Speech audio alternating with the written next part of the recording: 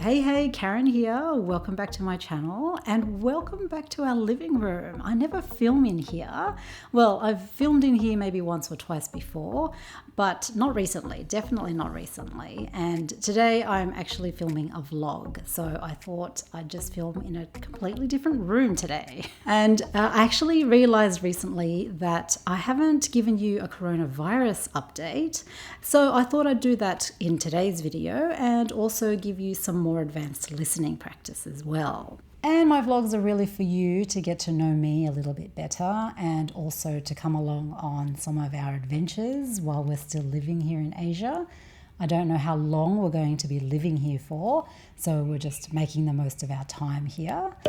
And it's also a good way for you to learn some more real-life English in a somewhat controlled environment, in the sense that my vlogs are still relatively short and that I still give some English language tips along the way. For example, my pop-up bubbles on the screen with some of the more challenging words and phrases that I use. And you're probably also used to my accent now if you've been watching my videos for a while. But before I give you my update, I just wanted to say thank you for supporting my channel over the past year or so. Thank you for liking and leaving comments on my videos. It really makes me happy to hear that my videos are helping you on your English language journey. Okay, so my update on COVID here in Hong Kong. Firstly, we're currently living in Hong Kong, as you know, and late last year, both Hong Kong and Singapore were actually doing pretty well in terms of managing the number of COVID cases in their respective cities. And that's probably why I haven't given you an update, because there hasn't been anything to update you on.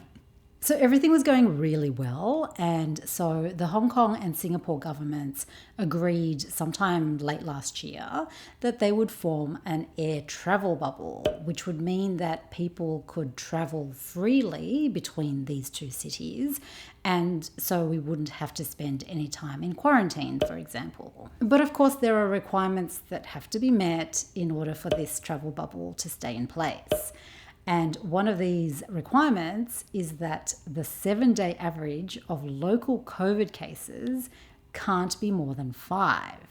So if either Hong Kong or Singapore has a 7-day average that's greater than 5, then the travel bubble will be suspended for 2 weeks. And just before they were about to launch the travel bubble, Hong Kong's numbers started to increase again. And so, of course, our 7-day average was well above 5. And so the travel bubble was suspended. And Hong Kong couldn't get its numbers under control for ages. So it was only last month, so April 2021, that we were able to get our 7-day average back below 5. Now it's Singapore's turn to see an increase in its numbers. They haven't announced anything yet, but I'm fully expecting them to suspend the travel bubble once again. We actually lived in Singapore for a few years before we moved to Hong Kong. So we have a few friends living there, and I was really looking forward to catching up with them.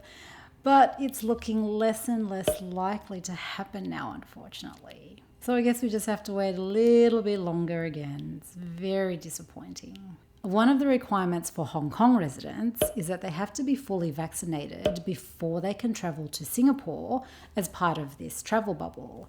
And to be fully vaccinated means that you have to have received both shots of the vaccine and that it has been at least 2 weeks since your second shot.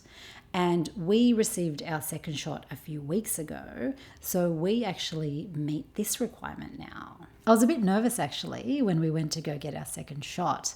A lot of people seem to experience more side effects after getting their second shot, so I figured chances are I'd probably have a similar experience too. So the day after the first shot, the area where I got the shot was a little bit sore.